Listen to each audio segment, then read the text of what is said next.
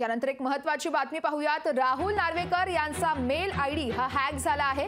विधानसभा अध्यक्ष राहुल नार्वेकर यांच्या नावे राज्यपालांना फेक मेल देखील करण्यात आलाय। नार्वेकरांच्या मेल आयडी वरून राज्यपालांना हा फेक मेल पाठवण्यात आला। विधिमंडळात आमदार नीट वागत नसल्यानं कारवाई करण्याचा मेल यावेळेस विधानसभा अध्यक्ष राहुल नार्वेकर यांना पाठवण्यात आलाय।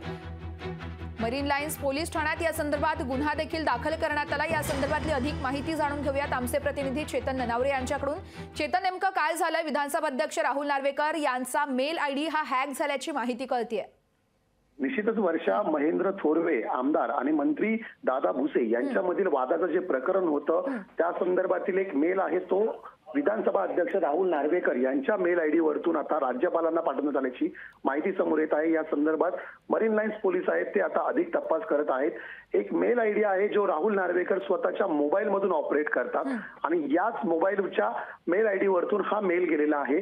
त्यामुळे नेमका हॅकर्सने मेल कुठून हॅक केलेला आहे आणि हा मेल कुठून पाठवण्यात आला याचा तपास आता पोलीस करत आहे। यासाठी सायबर पोलिसांचीही मदत घेतली जाऊ शकते।